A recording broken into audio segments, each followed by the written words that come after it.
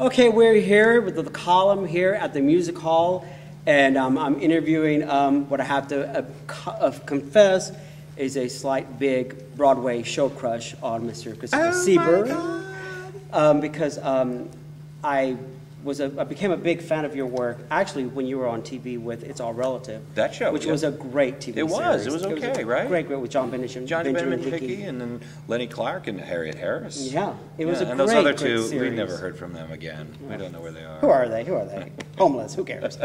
And then I definitely, when I saw you in Spamalot on Broadway. Isn't that crazy? I think I peed at the show. Yeah, it was hard not to. You were. Did you see you saw the original cast? Yeah. Oh my God, that was like you heaven. and Sarah Merce doing that song. That was so fun. You know, the funny thing is because Sada and I, they didn't know what to do with that song. And the song that goes like this from Spamalot, they didn't know it. And I had joined the company later because Douglas Sills decided he didn't want to do it anymore. And we're in rehearsal, so Bob Boyette, the producer, calls me and says, "You want to do Spamalot?" I said, "Yes, of course I do." Original company, sure. So ended up doing that, but they didn't know what to do with that song, and so my first day was a costume fitting, and then here's Sada Ramirez, by the way, go in that room and learn this song.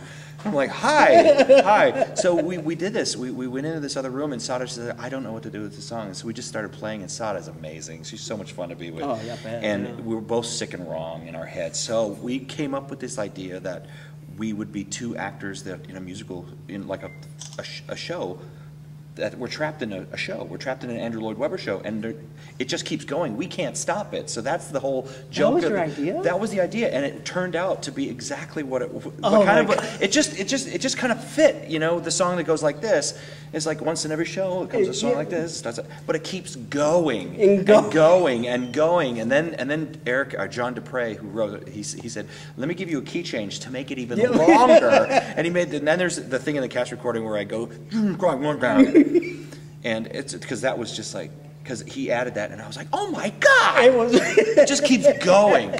And the only way we could do it is like threaten the conductor, and that was the whole song ended up. So then it ended up being a highlight of the show. I mean, there's so many great songs in that show. It was, you were his, I had never laughed so hard in my life. That was funny. And you can even tell that you guys were having a blast. Oh my God. It was like, that's the kind of thing you want. It was like when you could feel the audience wanting to come up on stage with you and play with you, that's heaven. Oh, it was just so great. Phenomenal. And then of course, you got a Tony nomination out of that. Yeah. And then you got Tony nominated again as Lord Farquaad. Lord Farquaad in Shrek. And I saw you on the Tony Awards, and that was the highlight of that. Terrifying. I mean, when they told me, we're going to be on the Tony Awards, Christoper's nominated, and he's going to be doing his big, huge number. I was like, because, it's one thing to be nominated, great, fabulous. Another thing to be performing, fine. When it's your number, and it's all you with the camera, all you, in front of millions of people. Not only was that Radio City, so it's 6,000 seats. Yeah. Every single one of those seats is filled by somebody who knows who the hell you are, and you better deliver. And so it was terrifying. You're performing in front of all those stars. Well, that doesn't bother me. I don't care who people are, but I care more about my peers, what they think of me. And right out of the bat, because this elevator thing comes down, the doors open, and there was this little lip, because they built this specifically for the Tonys, because they were going to use it on the tour. Well, this little elevator thing, the one on Broadway doesn't have this little lip. On the Tony Awards, I put a little lip there. So I come out, everything slow motion. I tripped on this little thing, and my mind went blank. And I was like, I'm going to fail majorly on the national television. Failure. My body took over, my brain took over. He's like, "You're not going down!" And I did the whole number. I don't remember it at all. I remember just tripping and everything slowing down. And then I don't remember it at all. I don't remember it. And to this day, I still haven't watched that. You don't see that? I still have not seen it. I still have not seen it. And I'll probably see it in another couple of years or so, because I don't think I'd be ready for it. That was what made me want to see the show. Was really? That number. It was spectacularly funny. And that was another thing where I got to help develop that show, and I helped write parts of it, and especially my part. Like I wrote about 50 to 60% of it with David Lindsay Abair, and it was terrific. And to be able to just throw some ideas. That's great. You can collaborate on. Well, yeah, it was terrific because they really didn't know what to do with Farquaad, and so together we kind of created this crazy Act 1 song, Act 2 song, this through line that he had, because in the movie with John Lithgow, it was just like a little piece here, a little piece here, a little piece here, and that was it. And so now it was a fully developed, realized character, and that was really cool. That was really neat, and to be able to come up with the ideas of now everybody, whoever does the part, if they want to, they have to do it on their knees. And it's like, that's my fault. That is my fault because I helped create that. And poor guys, you know. It was somebody who showed me a picture on Facebook that they went as Lord Farquaad for Halloween, and they went down on their knees, and the whole thing. I said, "Don't do that! Don't do that! You're gonna hurt yourself." Yeah. So for those of us who are hardcore theater people and who follow Broadway. It was well documented that during the run of this current version of when it was on Broadway with Harvey Farce, Lacage. Jeffrey Tambor was in rehearsal and it didn't work out well. Jeffrey, what happened was, and I didn't know any about this until here. I'll tell you the story. So anyway, Jeffrey Tambor replaced Kelsey Grammer, right? And Jeffrey was in rehearsal and they got into performance. He lasted 10 shows. He had hip problems. He had hip replacements or something like that, and so he couldn't continue doing the show.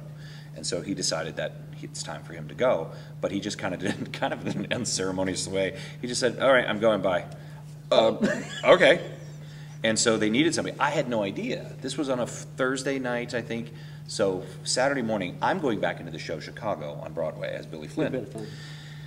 I'm in the line at the box office because I haven't seen the show in 7 years. Last time I did it was 7 years. So I thought I probably should see it to refresh my memory. I go in. I'm at the box office. I get a phone call. It's my agent saying they don't want you to see Chicago. They want you to see Lacage today. I said, okay, whatever. That's fine. Same producers. This is playing there. My friend Harvey is playing, down there. And I said, great. And I'd love to see this other guy, Jeffrey Tambor. Great. And little did I know that Jeffrey's not in the show, but my friend Chris Hoke, the understudy, Chris has understudied me in many shows, is doing the part. And I was like, oh, great. Chris is great. He's terrific. Harvey's hilarious. I've never seen the show in my life. Oh.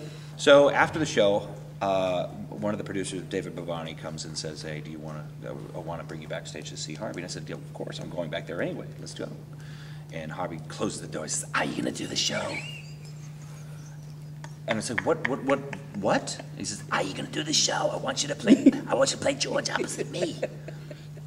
And I said, what are you talking about? It's like, Jeffrey's gone. You don't have anybody. I need you. And I was like, oh, yes, of course, then. Let's do it. He said, don't worry about it. Don't worry about it. Everything's fine. And it was fine. So I got the offer that Sunday, and then Tuesday, I think the deal was done. I started rehearsals Thursday. The following Thursday night, I was in the show. 7 days later, I was playing the part. And then a week later, they invited the press. And a week later, they invited... Actually, I think I got 6 shows down, and then they invited the New York Times. And I was like, great. And then I didn't have time to panic or anything.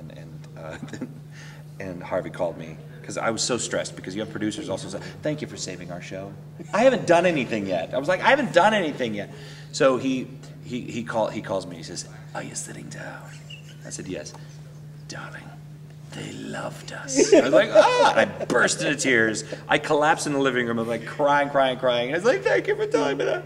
And then the rest of the time was fine. And then we only lasted about like 8 weeks after that. But it was so bad. I was so bad I wanted to see it up in New York. It was really great. I mean, it was like one of those things where Harvey, when two people, like it's a couple, in the show, and you have to see that they actually love each other. A couple will bicker no matter what couple they are. They'll bicker and complain, blah, blah, blah, blah, back and forth. And truly an old married couple. But when you have, I guess, 2 gay men playing 2 gay men, and actually who love each other, like I love Harvey, Harvey loves me, and it comes across to the audience where they would buy it. And it's kind of strange that, people would buy that, I'd see these 2 in bed together, I don't know. And it was like, Harvey's a dear friend, and I'm like, I don't want to know that, but he's a sweetheart, but, we hug and all. I won't show my age. I saw the original production on Broadway, George Hearn and Gene Barry. Wow. And seeing how much, and then the revival, the Jerry Mitchell one with Gary Beach. And, they didn't do the Kids in '83, but in 2004 they did, and last night you did. And